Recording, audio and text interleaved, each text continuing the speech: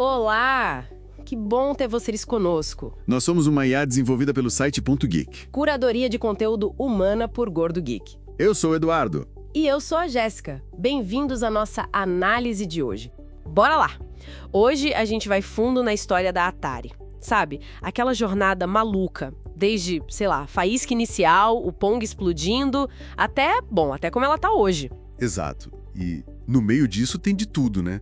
Sucessos gigantescos, quase o fim da indústria toda, umas figuras tipo Steve Jobs dando as caras por lá. Pois é, a nossa missão aqui é tentar entender o impacto real, sabe? Como essa empresa pioneira mudou tudo nos games. E a gente está se baseando em várias fontes, né, para contar essa história toda. Isso aí. Bom, para começar, tem que voltar um pouquinho antes da Atari existir, né?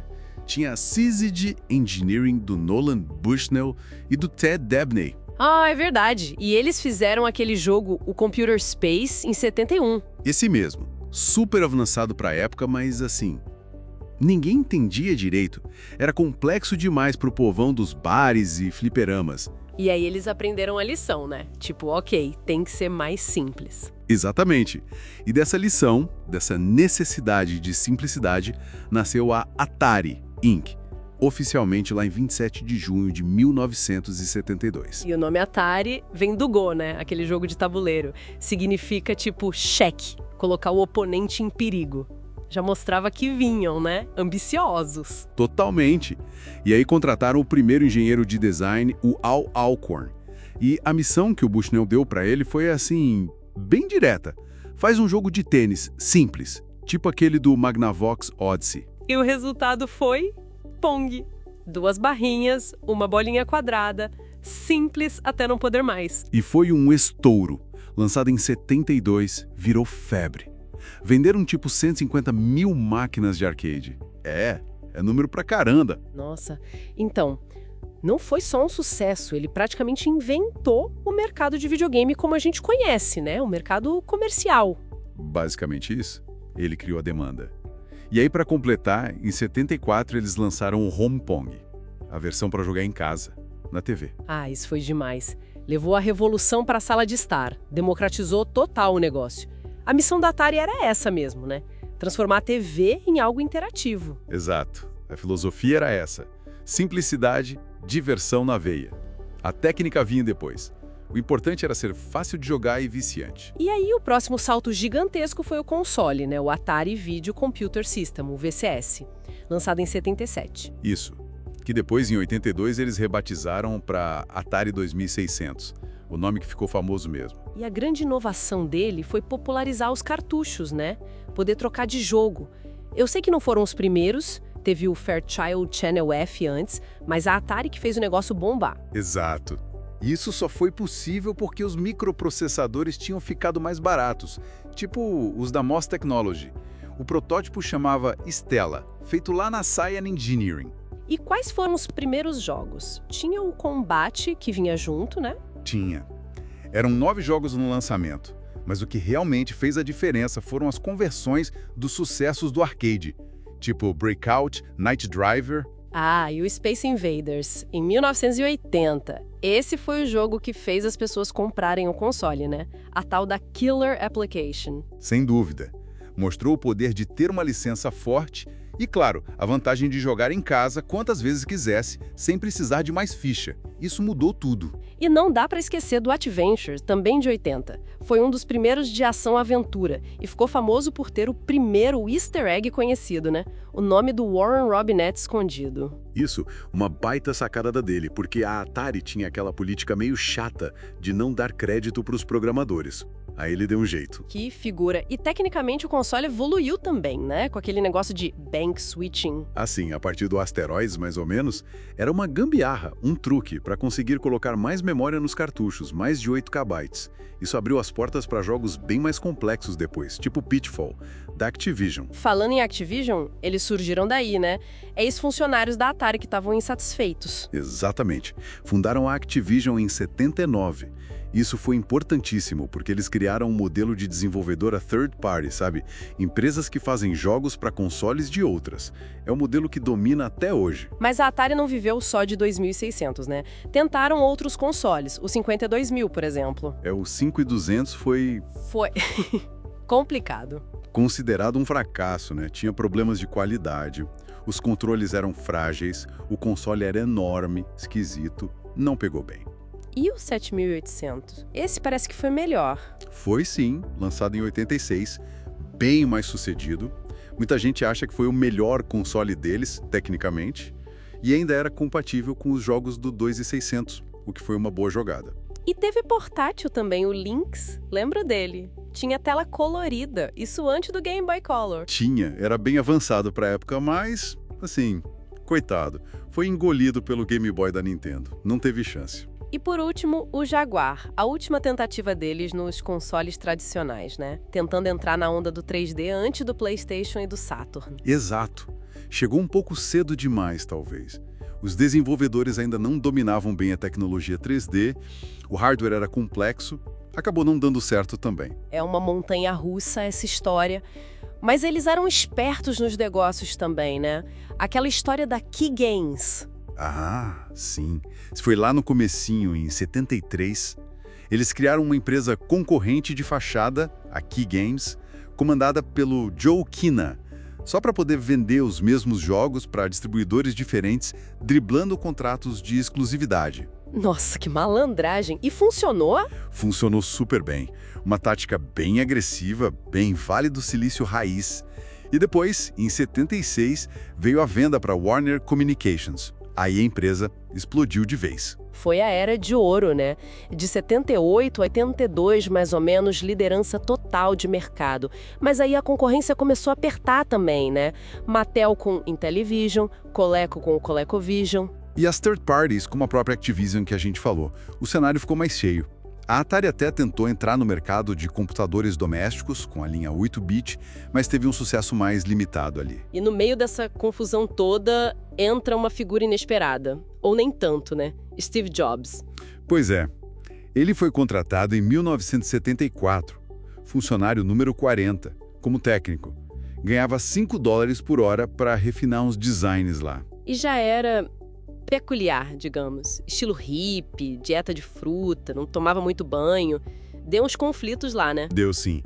O Al Alcorn mesmo descreveu ele como brilhante, curioso, mas conflituoso.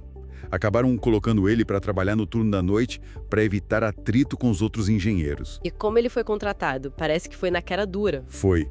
Chegou lá sem ser chamado, mentiu que tinha trabalhado na HP e disse que não saía até conseguir o emprego. O Alcorn achou aquilo curioso e resolveu dar uma chance. Que figura. E foi lá que ele fortaleceu a amizade com o Steve Wozniak, né? Isso. Jobs levava o Wozniak para Atari à noite, escondido para jogar de graça. O Woz ficou fascinado com o Pong e até criou um clone próprio que dizem que tinha umas frases meio questionáveis na tela. Imagino. E aí teve o projeto do Breakout em 76. Exato. Bushnell chamou o Jobs, ofereceu $750, mais um bônus se ele conseguisse reduzir o número de chips no design. Jobs, claro, aceitou e prometeu fazer em 4 dias. 4 dias? Impossível! Sozinho talvez, mas aí ele chamou o Wozniak, prometeu metade da grana e o Woz virou 4 noites trabalhando no design. E eles conseguiram? Conseguiram. O design do Wozniak era genial, super otimizado, usava pouquíssimos chips.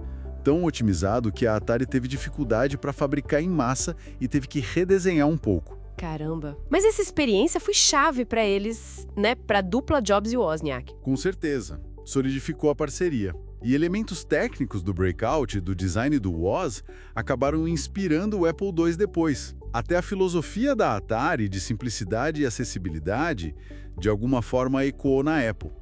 Incrível como as coisas se conectam. E o Jobs ainda usou a Atari para bancar uma viagem para a Índia, né? Usou. Conseguiu que a Atari patrocinasse uma viagem de serviço para a Europa para consertar umas máquinas e de lá ele esticou para a Índia para sua busca espiritual. Figuraça. Mas aí, depois dessa fase de ouro, veio a tempestade, né? A crise de 1983, o famoso Atari Choque. Pois é, foi um colapso feio da indústria de games nos Estados Unidos, ali entre 83 e 85. Para ter uma ideia, a receita da indústria caiu de 3,2 bilhões de dólares em 83 para 100 milhões em 85, uma queda de 97%. Nossa senhora, 97%. Mas por quê? O que aconteceu para desabar desse jeito? Foram vários fatores, né? Primeiro, uma saturação absurda do mercado. Tinha muito console diferente, de qualidade bem variável. Ah, tipo, muita opção, mas nem tudo era bom. Exato. E junto com isso, uma perda de controle de qualidade nos jogos. Começou a sair muito jogo ruim, bugado, feito às pressas por um monte de empresa que só queria aproveitar a onda. Entendi. E tinha guerra de preço também, né? Isso deve ter confundido todo mundo. Com certeza. Para baixar preço, usavam componentes piores. O consumidor ficou perdido e desconfiado. E o símbolo máximo dessa bagunça toda foi aquele jogo do E.T., né? O E.T. The Extraterrestrial. Ah, o E.T. Esse virou o bode expiatório, o pôster da crise. Foi desenvolvido numa correria absurda, tipo 6 semanas para pegar o Natal. 6 semanas para fazer um jogo baseado num filme gigante. Não pode dar certo. E não deu. Fizeram uma produção massiva de cartuchos, acho que mais cartuchos do que consoles Atari 2600 vendidos.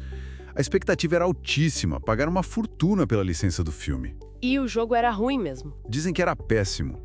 Ignoraram sugestões do Spielberg, não fizeram teste com o público, foi um fracasso retumbante, encalhou tudo. E aí veio a história do enterro no deserto, né? Que virou lenda urbana. Virou lenda, mas depois foi confirmada. Anos depois, acharam mesmo milhões de cartuchos enterrados num aterro no Novo México. Mas é importante dizer, o ET foi um sintoma, não a causa única. Claro. A crise já estava se formando. Tinha problema de gestão na Atari também, né? Sim, bastante. Desde que o Nolan Bushnell saiu em 78 e o Ray Kassar assumiu como CEO, o foco mudou muito para resultados financeiros de curto prazo. A cultura da empresa virou outra. E tomaram decisões erradas, tipo essa superprodução de cartuchos para tentar matar a concorrência.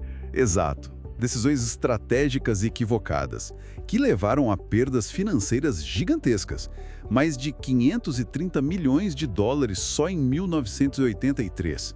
O Kassar acabou renunciando. E para piorar, os computadores pessoais estavam começando a ganhar força, né? O pessoal via mais valor neles. Sim, porque serviam para jogar e para outras coisas também. O cenário todo conspirou contra os consoles naquela época. O impacto foi brutal, então, empresas falindo, o mercado de arcade enfraquecendo, uma desconfiança geral sobre videogames. Foi um período sombrio. E a própria Atari não sobreviveu inteira. Em 1984, a Warner vendeu e dividiu a empresa. Como assim dividiu? A divisão de consoles e computadores domésticos foi vendida para o Jack Tramiel, aquele que tinha fundado a Commodore e depois saiu de lá. Ele renomeou a empresa para Atari Corporation. Ah, entendi. E a parte dos arcades? A parte de arcades ficou com a Warner por um tempo, renomeada para Atari Games Inc. Depois teve parceria com a Namco, ficou uma confusão de direitos. A Atari Corp tinha a marca para coisas domésticas. A Atari Games usava a marca nos arcades com um logo diferente. Isso complicou bastante a imagem da marca depois. Imagino a confusão. E enquanto a Atari estava nessa fragmentação toda, quem apareceu para salvar a indústria? A Nintendo, com o Nintendo Entertainment System, o NES, lançado no Ocidente em 1985. O Nintendinho, um clássico. E qual foi a estratégia deles para não repetir os erros da Atari? A Nintendo foi muito esperta. Eles projetaram o NES justamente para evitar os problemas da Atari. Foco total em qualidade, controle rigorosíssimo sobre quem podia fazer jogo para o console, com aquele selo de qualidade Nintendo. Ah, o selinho dourado. Lembro dele. Isso deu confiança de novo para o consumidor, né? Exatamente. Reconstruiu a confiança que a Atari e as outras tinham perdido, e o NES foi um sucesso absurdo. Reavivou a indústria. E o Atari 2600? O coitado sobreviveu a tudo isso. Incrivelmente, sim. A produção dele só foi encerrada oficialmente em 1992. Durou 15 anos no mercado, vendeu mais de 30 milhões de unidades. É um testamento de como o design original era robusto, né? Nossa, 15 anos? Impressionante. Mas e a marca Atari? Depois dessa divisão toda, o que aconteceu? Quem é dono hoje? Hoje, a marca principal Atari pertence a uma holding francesa chamada Atari SA. Eles eram a Infogrames Entertainment, uma empresa grande de software que cresceu muito nos anos 90 comprando outras empresas. Eles compraram os direitos da marca Atari lá por 2001. Ah, Infogrames, lembro deles. Então a Atari hoje é francesa. Os que eles compraram recentemente, como a Night Dive e a Digital Eclipse, que são especialistas em resgatar jogos antigos, né? Abandonware e clássicos. Então o foco mudou. Depois de um tempo meio perdido, com até pedido de recuperação judicial lá por 2013. Sim, parece que desde 2020, mais ou menos, houve uma mudança de rumo. Saíram daquela onda de blockchain e cassino online que tentaram, e agora o foco é muito em relançar os clássicos, preservar a história digitalmente com esses estúdios parceiros e licenciar as propriedades intelectuais famosas. E eles até lançaram um console novo, né? O Atari VCS, em 2021. Aquele que foi financiado por crowdfunding. Lançaram, mas assim, a recepção foi bem morna. É descrito como mediano, a biblioteca de jogos clássicos é limitada, e o preço era meio salgado, uns $400. Pareceu mais uma declaração de que a marca ainda existe do que um competidor sério no mercado atual. Entendi. Então, a estratégia hoje é mais capitalizar na nostalgia, no reconhecimento forte que a marca ainda tem e cuidar desse legado digital. Exatamente. Preservação digital, licenciamento, parcerias pontuais. É um desafio, né? Tentar equilibrar esse legado enorme com a relevância no mercado de hoje, que é dominado por gigantes. Mas o mercado retrô tem seu valor e eles estão tentando achar o espaço deles ali. Faz sentido. E pensando em tudo isso, o legado da Atari é enorme, né? Ah, inegável. Foi um fenômeno cultural nos anos 70 e 80. Mudou a forma como as pessoas socializavam, levando o jogo para dentro de casa. Jogar Atari virou sinônimo de jogar videogame por muito tempo. Verdade. E, tecnicamente, eles popularizaram os cartuchos. Estabeleceram princípios de game design que duram até hoje, tipo, fácil de aprender, difícil de dominar. E até introduziram uns easter eggs. E foi uma incubadora de talentos absurda.